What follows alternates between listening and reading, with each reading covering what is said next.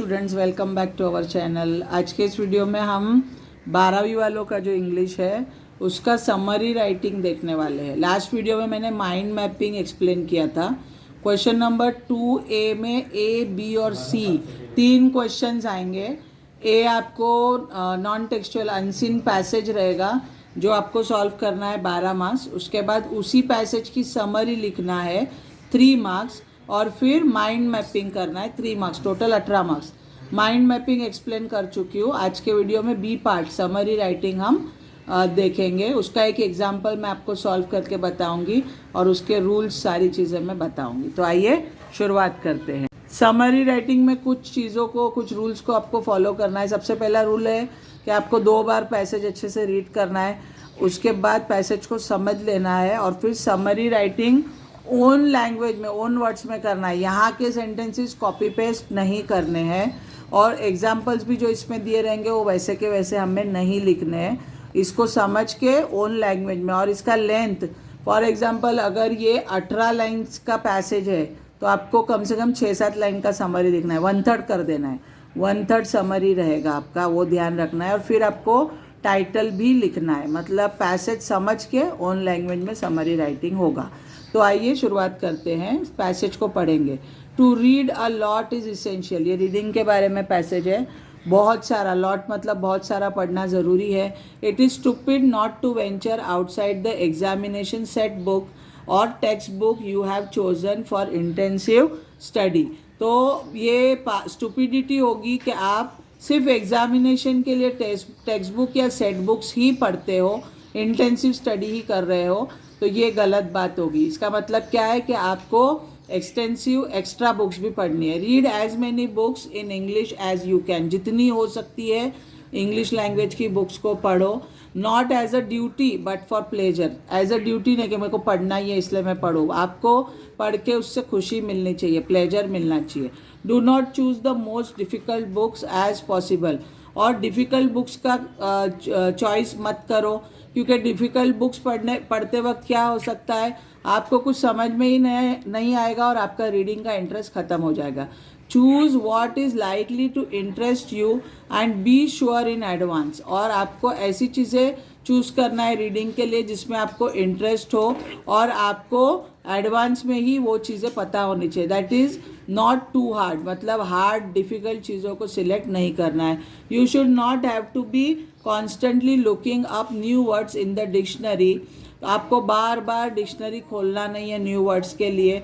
For that deadens the interest and checks real learning, इससे आपका interest जो है वो मर सकता है, इंटरेस्ट ख़त्म हो सकता है। Look up a word here and there but as a general policy try to push ahead guessing what word mean from the context, मतलब आपको अगर डिफ़िकल्ट वर्ड आता है तो यहाँ वहाँ देखो, डायरेक्ट डिक्शनरी खोलने की ज़रूरत नहीं है। गेस करो मीनिंग को, जो कॉन्टेक्स्ट, जो रेफरेंस दिया है उस हिसाब से मीनिंग को गेस करने की कोशिश करो। It is extensive and not intensive reading that normally helps you to get interested in extra reading and thereby improve your English. तो रीडिंग 2 टाइप का होता है, एक इंटेंसिव होता है, इंटेंसिव मतलब डिटेल में पढ़ते रहना, और एक्सटेंसिव मतलब लॉन्ग और इजी रीडिंग करना जिससे आपको बहुत सारे नए वर्ड्स, नए मीनिंग समझ में आए। मतलब एक्सटेंसिव रीडिंग आपको ज़्यादा करना है अगर आपको इंग्लिश सीखना है तो।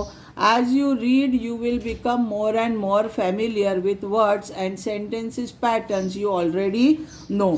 जितना आप ज़्यादा रीडिंग करोगे आप फेमिलियर होते जाओगे सेंटेंस पैटर्न से जो आपको पता है। अंडरस्टैंडिंग देम बेटर, अच्छे से समझोगे, and better as you meet them more and more in the context. Reference में जितना बार बार वो सेंटेंस रिपीट होगा आप ज़्यादा फेमिलियर होते जाओगे। सम ऑफ विच मे डिफर मतलब अलग भी हो सकते हैं, slightly from others. Some people say that we can not learn to speak English better with the help of book, कुछ लोगों का ऐसा बोलना है कि हम अच्छा स्पीकिंग लैंग्वेज का नहीं कर सकते बुक्स की हेल्प से। To believe that the spoken language and written language are quite different thing, this is not so. तो यहाँ पे क्या बोला गया है कि स्पोकन इंग्लिश यानी इंग्लिश बोलना और रिटन इंग्लिश दोनों अलग अलग चीज़ें हैं, लेकिन रियलिटी में ऐसा नहीं है। मतलब this passage is about reading, इसको हमने समझ लिया। अब इसी पैसेज का हमको क्या करना है, समरी लिखना है। और समरी लिखते वक्त यहाँ पर देखो आपको पॉइंट्स भी दिए, आपके काम को आसान किया है। क्वेश्चन कैसे पूछेंगे, right a summary of about extract, इसी एक्सट्रैक्ट की समरी लिखो with the help of following points, suggest suitable title भी आपको देना है। पॉइंट्स क्या क्या दिए, रीड अ लॉट, मतलब आपको क्या करना है, जब पॉइंट्स दिए तो इसी पॉइंट का एक सेंटेंस बना दो तो ऑटोमेटिक आपका समरी हो जाएगा, नया लिखने की कुछ ज़रूरत नहीं है।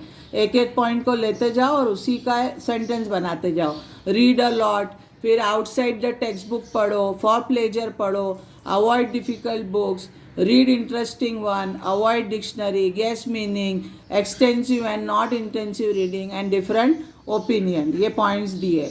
तो ये पॉइंट्स का ही हम सेंटेंस बनाते जाएंगे, ऑटोमेटिकली समरी हमारा बन जाएगा। देखो कितना छोटा पैराग्राफ बनाया गया है। तो सबसे पहले हम टाइटल सेंटर में लिखेंगे द इम्पोर्टेंस ऑफ रीडिंग। ये जो पैसेज हमने पढ़ा ये रीडिंग के बारे में, रीडिंग के इम्पोर्टेंस के बारे में, तो हमने हेडिंग लिख दिया the importance of reading.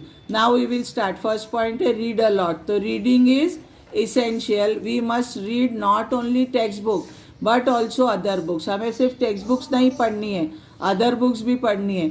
Not as a duty but for pleasure, ये हमारी ड्यूटी नहीं है पढ़ना, हमको खुशी मिलना चाहिए। Then we must not choose difficult books, हमें डिफ़िकल्ट बुक्स नहीं चूज़ करनी है। We need the use of dictionary often, ऐसी बुक्स मत लो जिसमें बार बार आपको डिक्शनरी, ऑफन यानी बार बार डिक्शनरी यूज़ करनी पड़े। Instead we must read books that we find interesting, इसके अलावा इसके अपोजिट आपको ऐसा करना है, ऐसी बुक्स रीड करना है जो इंटरेस्टिंग हो। If we find any difficult word we must try to guess the meaning of the word from the context, अगर आप रीडिंग कर रहे हो आपको कोई डिफ़िकल्ट वर्ड्स आ रहे हैं तो उसके मीनिंग को गेस करने की कोशिश करो। कॉन्टेक्स्ट मतलब जो रेफरेंस है, सब्जेक्ट मैटर दिया है उससे। And try to avoid using dictionary, बार बार डिक्शनरी यूज़ करना अवॉइड करो। It is extensive and not intensive reading, आपको एक्सटेंसिव रीडिंग करना है जो लॉन्ग हो और ईजी सब्जेक्ट हो, ईजी बुक हो। Not intensive reading that will improve the English, इससे इंग्लिश इम्प्रूव होगा। Opinion differ as to whether or not one can learn to speak a language better with the help of a book. तो book पढ़ के आप language अच्छे से सीख सकते हो, इसके ओपिनियंस जो है वो डिफ़र करते हैं, मतलब अलग अलग लोगों की अलग अलग ओपिनियन है। ये लास्ट पॉइंट आपको लिखना है। इस तरीके से आपको ऊपर टाइटल लिख दीजिए इम्पोर्टेंस ऑफ रीडिंग और पैराग्राफ ये पॉइंट्स का बना दीजिए, आपका समरी हो गया। पैसेज से कॉपी पेस्ट लाइंस नहीं करना है, अगर कॉपी पेस्ट करके आप लिखते हो तो आपको मार्क्स नहीं मिलेंगे। तो होप ये वीडियो यूज़फुल रहा होगा, हेल्पफुल रहा होगा, तो लाइक शेयर ज़रूर करिए और चैनल पर नए तो सब्सक्राइब करना ना भूलिए। Thank you so much for watching.